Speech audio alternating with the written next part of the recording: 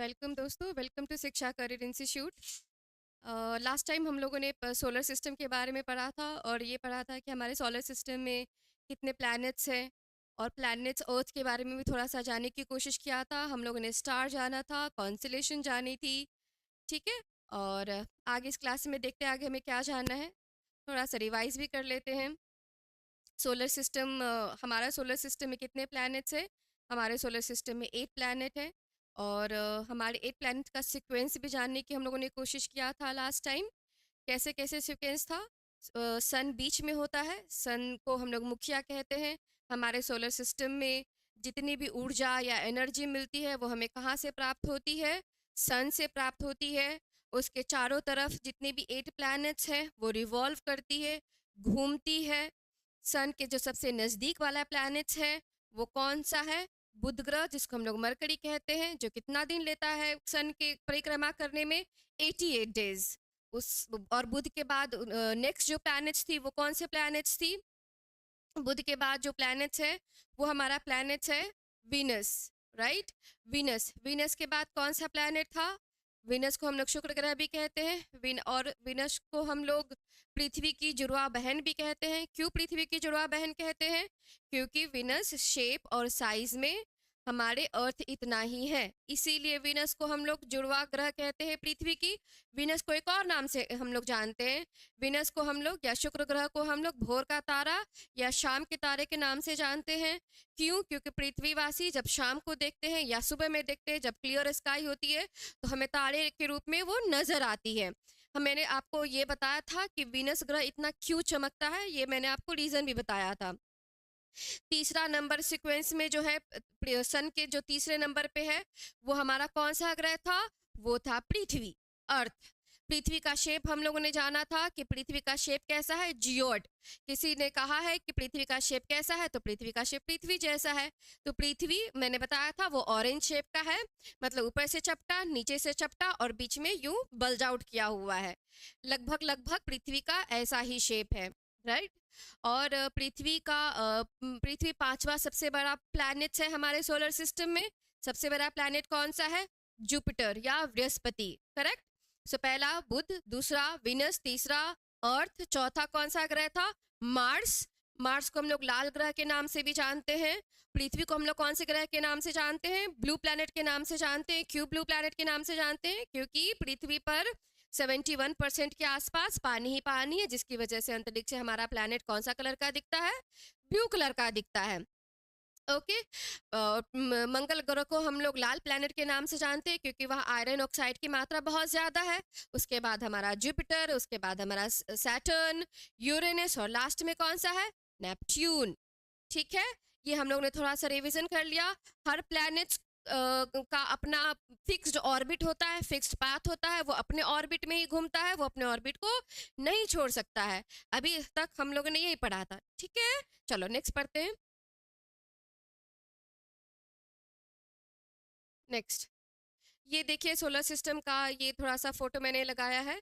ये हमारा सन, बीच में हमारा जो सोलर सिस्टम का मुखिया ये सन हो गया। ये मरकरी, ये वीनस, ये हमारा अर्थ, ये मार्स, ये जुपिटर, सैटर्न, यूरेनस। उसके बाद लास्ट में ये कट गया नेपट्यून। ये हमारा सोलर सिस्टम का ये हमारा फोटो है। चलिए नेक्स्ट पढ़ते हैं हम लोग। चंद्रमा के बारे में अब थोड़ा सा जान लेते हैं। देखिए अभी हम लोग क्लास 6 से स्टार्ट किए हैं, तो बहुत बेसिक से स्टार्ट कर रहे हैं, बहुत बेसिक बेसिक पढ़ा रहे हैं, सो दैट क्लास जूनियर बच्चों को भी हेल्प मिल जाए। और सीनियर बच्चे जो कॉम्पिटिटिव एग्जाम की तैयारी कर रहे हैं, जिनको कुछ भी नहीं पता है, जो ज़ीरो पता है, वो लोग भी चीज़ों को कैच कर सके, समझ सके। और जैसे जैसे हमारे क्लासेस एडवांस करेंगे वैसे वैसे आपके कॉन्सेप्ट भी एडवांस करती चली जाएगी, ठीक है।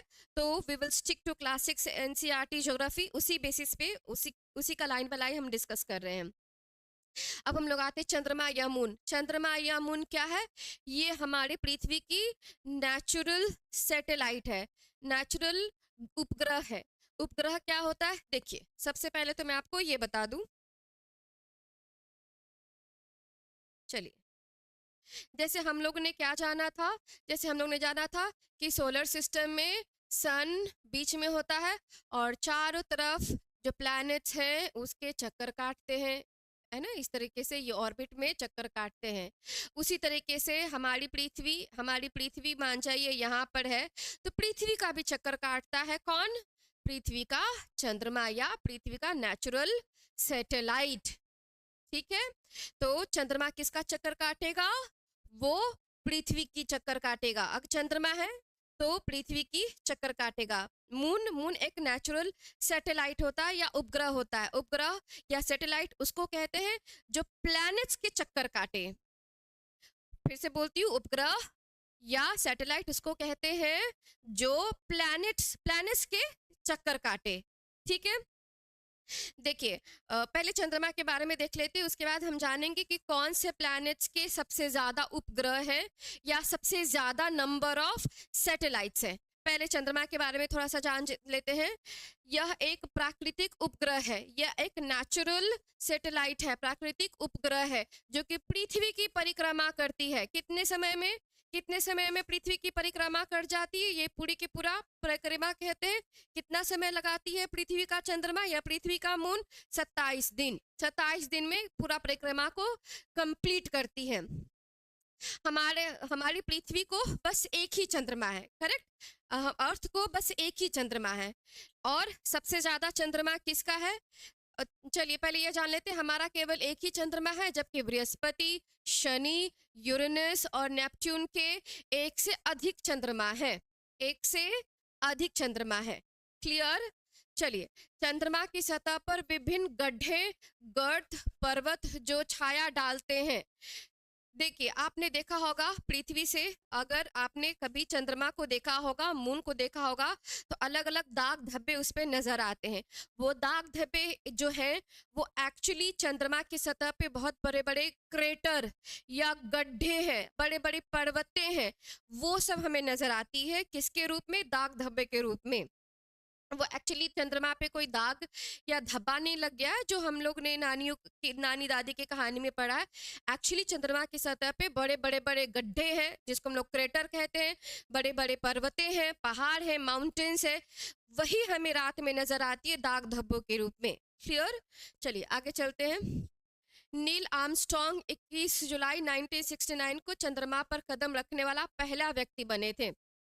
चंद्रमा पर, जो धरती की जो चंद्रमा है, मून है, उसके ऊपर नील आर्मस्ट्रॉन्ग ने 21 जुलाई 1969 को पहली बारी अपना कदम रखा था। He was the first person to reach to the surface of the moon 1969 में। चलिए थोड़ा सा और डिस्कस कर लेते हैं। जैसे मैंने अभी आपको बताया कि मैं आपको बताऊंगी कि कौन सा ऐसा प्लैनेट है जिसके पास सबसे ज़्यादा उपग्रह या सबसे ज़्यादा मून है। वो है हमारे प्लैनेट्स सैटर्न। सैटर्न के पास लगभग 146 के आसपास मून है। उसके बाद हमारा है जुपिटर। जुपिटर के पास लगभग 95 के आसपास मून है। हमारे पृथ्वी के पास एक मून है। मार्स के पास, मार्स या जिसको हम लोग मंगल ग्रह कहते हैं, उसके पास दो मून है। फोबोस और डिमोस। ठीक है, फोबोस और डिमोस, ये चंद्रमा है किसके? मार्स के। ठीक है, सो हम सबसे ज्यादा जो प्लैनेट्स है जिसकी सबसे ज्यादा मून है वो हो गया सैटर्न या शनि। क्लियर? चलिए आगे बढ़ते हैं। नाउ ये देखिए नील आर्मस्ट्रॉन्ग का फोटो लगा हुआ है यहाँ पर, जो कि जुलाई 1969 को चंद्रमा की सतह पे ये पहुंचे थे। अब हम लोग आते हैं क्षुद्र ग्रह या एस्टेरॉइड्स के बारे में। एस्टेरॉइड्स क्या होता है? देखिए बात को समझिए। जब हमारा सन अगर आप प्लैनेट्स की उत्पत्ति देखेंगे तो पता, बहुत सारे थ्योरी है प्लैनेट्स की उत्पत्ति का, प्लैनेट्स के फॉर्मेशन का। हम थ्योरी पे अभी नहीं जाएंगे क्योंकि हम अभी क्लास 6 का चैप्टर पढ़ रहे हैं, तो हम थ्योरी पे अभी नहीं जाएंगे, पर थोड़ा सा समझने की कोशिश करते हैं। कि कहा जाता है कि सन से ही प्लैनेट्स की उत्पत्ति हुआ था। ठीक है, सन से ही प्लैनेट्स की फॉर्मेशन हुआ था। जब प्लैनेट्स के फॉर्मेशन हुए थे तो कुछ रॉकी मटेरियल या पत्थरों के बने हुए कुछ एस्टेरॉइड्स रह गए थे जो प्लैनेट्स के हिस्सा नहीं बन पाया था। और वो प्लान बेसिकली सारे रॉक मटेरियल मिलके एक प्लैनेट्स बने थे। तो कुछ रॉकी मटेरियल्स जो रह गए थे, जो प्लैनेट्स के हिस्सा नहीं बन पाया था, वो वो तैरने लगे, वो अंतरिक्ष में तैरने लगे। किसके किसके बीच में? ये मार्स और जुपिटर के बीच में, मार्स और जुपिटर के बीच में। ये हो जाएगा मार्स, ये हो गया जुपिटर। मार्स और जुपिटर के बीच में ये जो एस्टेरॉइड्स है, जो कि पत्थर, बड़े बड़े पत्थर से बने हुए हैं, वो मार्स और जुपिटर के बीच में ये तैरने लगे, जिसको हम लोग क्षुद्र ग्रह कहते हैं या एस्टेरॉइड्स कहते हैं।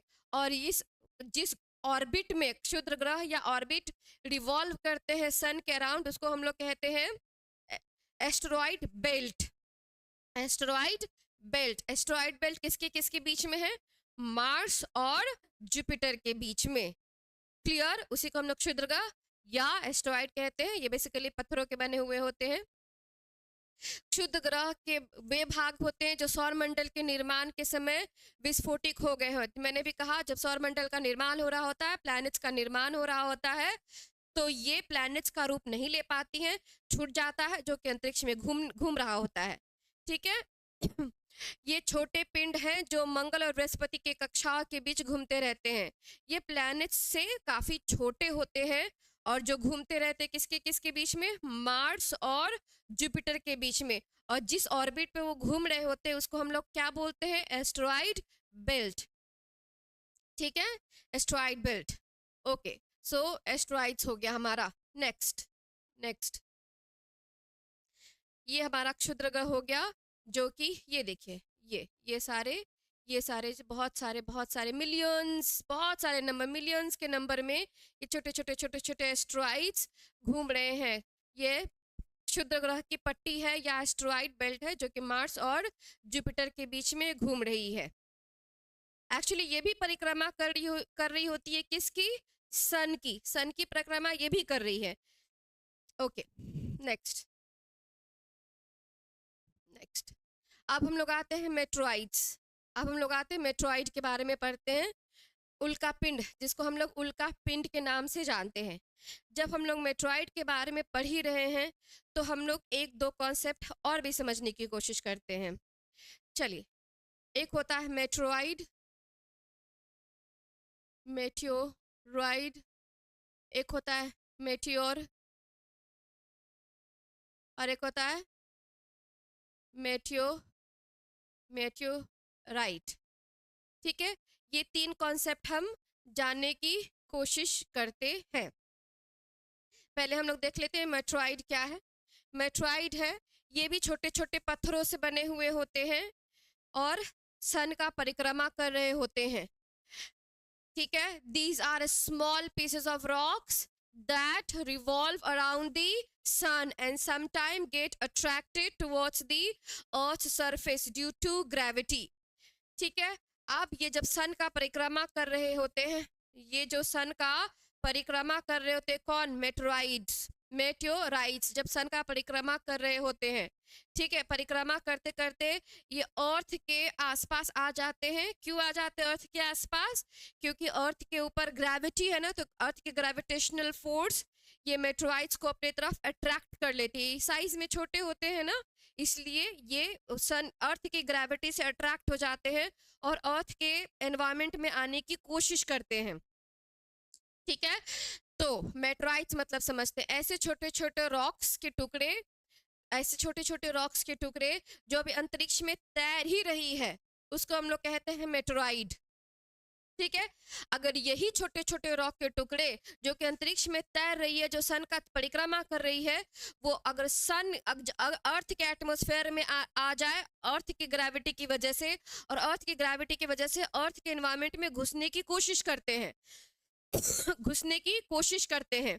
जब घुसने की कोशिश करते हैं अर्थ के एनवायरनमेंट में, यही मेट्रोइड, यही छोटे छोटे रॉक्स जब अर्थ के एनवायरनमेंट में तेजी से घुसने की कोशिश करते हैं, उसी रॉक को हम लोग कहते हैं मेटियोर। ठीक है, हम लोग कहते हैं मेटियोर। अब यही रॉक, वही रॉक जो मेटियोर है, जो मेट्रोइड है, सेम रॉक अगर धरती के सरफेस को टच कर जाए, धरती के एनवायरनमेंट में बेसिकली घुस जाए, पहले तो ये मेट्योर जब धरती के इन्वायरमेंट में घुसने की कोशिश करता है तो धरती के इन्वायरमेंट में वो जल जाती है फ्रिक्शन के चलते। धरती के इन्वायरमेंट, धरती के चारों तरफ एक परत है ना, इन्वायरमेंट है ना, तो उस परत के चलते तो पहले वो फ्रिक्शन के चलते वो मेट्योर जल जाती है। ठीक है, जब वो जल जाती है तो हमें वो, अगर रात में ये प्रक्रिया हो रही है कि मेट्योर धरती के एनवायरनमेंट में एंटर कर रही है और धरती के एनवायरनमेंट की वजह से जो फ्रिक्शन होता है उसके चलते अगर मेट्योर जल गया तो हमें कैसे नजर आती है? हमें टूटते हुए तारे की तरह हमें नजर आती है। ठीक है, लेकिन जो हमें रात में टूटते हुए तारे नजर आते हैं वो एक्चुअली तारे नहीं होते हैं, वो क्या होते हैं? मेट्योर होते हैं। मेट्योर होते हैं जो कि रॉक के बना हुआ होता है। वो धरती के ग्रेविटी के चलते धरती से अट्रैक्ट हो जाता है, धरती के इन्वायरमेंट में एंटर होने की कोशिश करता है, पर धरती के जो इन्वायरमेंट है उसमें काफ़ी फ्रिक्शन की वजह से वो जल के राख हो जाता है, तो हमें टूटे हुए तारे की तरह नज़र आता है, जिसको हम लोग कहते हैं शूटिंग स्टार। जिसको हम लोग क्या कहते हैं? Shooting shooting star. Shooting star. इतना समझ में आया? वो शाहरुख खान की मूवी में जब हम लोग बच्चे थे तो हमें सही में लगता था कि तारे टूट गए हैं, हमें मन्नत मांगनी चाहिए तो मन्नत पूरी हो जाएगी, पर नहीं, ऐसा कुछ नहीं होता है। वो एक्चुअली तारे नहीं हैं, वो क्या है? मेट्योर है। क्लियर? अब हम लोग आते हैं मेट्योराइट। अगर यही समहाउ ये जो मेट्योर है वो पूरी तरीके से नहीं जल पाया है और कुछ रॉक बच गए हैं और धरती के सरफेस को टच कर गया, धरती के सरफेस को वो टच कर गया तो उसको हम लोग क्या कहते हैं? मेट्योराइट कहते हैं। मेट्योराइट कहते हैं। तो मैंने भी इसका एक ट्रिक बनाया था ताकि हमें याद रहे, तीनों वर्ड एक जैसे दिखते हैं। तो मैंने ट्रिक बनाया था वो आप सुन लीजिए एक बार। यही छोटा रॉक का जो टुकड़ा है, अगर अंतरिक्ष में डांस कर रहे हैं, अंतरिक्ष में वो मतलब तैर रहे हैं, अभी अंतरिक्ष में ही तैर रहे हैं अपने अपने ऑर्बिट में, तो मेट्योराइट। अगर यही रॉक, जो छोटे छोटे रॉक है, वो अगर रश कर रहे हैं धरती के एनवायरनमेंट में आने के लिए, तो मेट्योर। और गलती से धरती के एनवायरनमेंट को वो टच कर गया तो क्या? मेट्योराइट। क्लियर? इतना समझ में आ गया? और शूटिंग स्टार किसको कहते हैं? जब यही मेट्योर हमारे धरती के एनवायरनमेंट में एंटर कर रहा होता है तो फ्रिक्शन की वजह से वो जल जाता है, तो उसको क्या कहते हैं? शूटिंग स्टार या टूटा हुआ तारा। ठीक है, चलिए ये देखिए, ये हमारा क्या है? ये रश कर रहा है ना धरती के एनवायरनमेंट में, तो ये क्या हो जाएगा? मेट्योर। यही अगर सन की परिक्रमा कर रहा होता, अंतरिक्ष में सन की परिक्रमा कर रहा होता, तो ये क्या कहा जाता? मेट्योराइट। ठीक है, अभी ये रशिंग टुवर्ड्स द अर्थ, तो ये क्यों जल गया? क्योंकि धरती के चारों तरफ इन्वायरमेंट है, इन्वायरमेंट में काफ़ी फ्रिक्शन है, तो फ्रिक्शन की वजह से ये जल गया। तो ये पृथ्वीवासी हमें शूटिंग स्टार की तरह ये नज़र आता है। ठीक है, अगर यही गलती से कुछ रॉक्स बच गए, धरती के सरफेस को टच कर गया, तो मेट्योराइट। ठीक है, चलिए आगे चलते हैं। अब हम लोग आते हैं आकाशगंगा। आकाशगंगा को हम लोग और किस नाम से जानते हैं? गैलेक्सी, है ना? और किस नाम से हम लोग जानते हैं? गैलेक्सी। हमारे ब्रह्मांड में, हमारे अंतरिक्ष में बहुत सारी गैलेक्सीज हैं, n नंबर ऑफ गैलेक्सीज हैं। n नंबर ऑफ गैलेक्सीज कहा जाता है। कितने गैलेक्सीज हैं हमारे ब्रह्मांड में? 10 टू द पावर 11 गैलेक्सीज हैं। इतना वैसे तो अनकाउंटेबल है, लेकिन कहा जाता है मैथमेटिकली, ये कहा जाता है कि 10 टू द पावर 11 गैलेक्सीज है हमारे ब्रह्मांड में। और मैंने लास्ट टाइम बताया था गैलेक्सी क्या है? गैलेक्सी ग्रुप ऑफ स्टार्स हैं जिसके चारों तरफ प्लैनेट्स रिवॉल्व कर रहे होते हैं। समझ में आया? देखिए, मैंने लास्ट क्लास में पढ़ाया था कॉन्सलेशन में भी ग्रुप ऑफ स्टार्स है, लेकिन वो पर्टिकुलर पैटर्न में दिखता है। जैसे सप्तऋषि, वो दिखता है कि 7 तारों का समूह है। उर्सा मेजर, वो दिखता है कि वो एक पर्टिकुलर पैटर्न में है। ठीक है, लेकिन यहाँ पे गैलेक्सीज में पर्टिकुलर ग्रुप ऑफ स्टार्स तो हैं, लेकिन पर्टिकुलर कोई पैटर्न नहीं बना रहे हैं। क्लियर? चलिए, तो गैलेक्सी ये हो गया। आकाश गंगा, आकाश गंगा, आकाश गंगा हम एक गैलेक्सी का नाम है। जिस गैलेक्सी में हम लोग रहते हैं, पृथ्वीवासी रहते हैं, उस गैलेक्सी का नाम है आकाश गंगा। जैसे मैंने आपको बताया 10⁻11 गैलेक्सीज है लगभग लगभग। तो जिसमें से एक गैलेक्सीज में जहाँ पे हमारा सोलर सिस्टम है, जहाँ पे हमारी पृथ्वी है, तो हमारी पृथ्वी कौन से गैलेक्सी में है? हमारी पृथ्वी का जो गैलेक्सी का नाम है वो आकाश गंगा है, जिसको हम इंग्लिश में मिल्की वे भी कहते हैं। ठीक है, यहाँ पे लिखा हुआ है मिल्की वे। तो आकाश गंगा क्या है? आकाश गंगा तारों, मैंने कहा था ना तारों का समूह है। तारों, धूल और गैस का एक विशाल समूह है। बहुत बहुत विशाल एक समूह है, जिसमें स्टार्स है, धूल, मिट्टी, गैसेस, आइस, और ये सारी चीजें को मिला के हम लोग क्या नाम दिए हैं? गैलेक्सी। और जिस गैलेक्सी में हम रहते हैं, उस गैलेक्सी का क्या नाम है? आकाश गंगा या मिल्की वे। ठीक है, आकाश गंगा सर्पिल सर्पिल या स्पाइरल शेप का है, सर्पिल या स्पाइरल शेप का। आप यहाँ देखिए, आप यहाँ देखिए, ये देखिए, ये हमारा ये हो गया हमारा स्पाइरल या सर्पिल। इस तरीके से आकाश गंगा है, मिल्की वे है। ठीक है, और हम कहीं कहीं इसके किसी एक ब्रांच में, एक आर्म्स में कहीं पे हमारा ये सोलर सिस्टम है। ये देखिए, इतना बड़ा आकाश गंगा मिल्की वे है, और हमारा कहीं ये छोटा सा कोई सोलर सिस्टम ये है। सोलर सिस्टम, जिसमें सोलर सिस्टम में मैंने आपको बताया था सन और उसके प्लैनेट्स, उसके एस्टेरॉइड्स, मेटेरॉइड्स, कॉमेट्स, धूल, मिट्टी, ये सारे मिला के सोलर सिस्टम बनाते हैं ना, गैसेस। देखिए, ये कितना बड़ा विशाल गैलेक्सी, और यहाँ पे छोटा सा हमारा सोलर सिस्टम। इस सोलर सिस्टम में छोटा सा हमारा कहीं प्लैनेट अर्थ। ये हमारा हो जाएगा आकाश गंगा या मिल्की वे। ठीक है, चलिए नेक्स्ट। ओके, चलिए, हमारा फर्स्ट चैप्टर कंप्लीट हुआ दोस्तों। आपसे ये रिक्वेस्ट है कि वीडियो देख के प्लीज़ अपना अपना नोट्स तैयार कीजिए। हैंड रिटन नोट्स तो होना बहुत ज़रूरी है। वैसे ये पीडीएफ मैं अपने टेलीग्राम चैनल पे शेयर कर दूंगी, आप चाहे तो हमारे टेलीग्राम चैनल से जुड़ सकते हैं।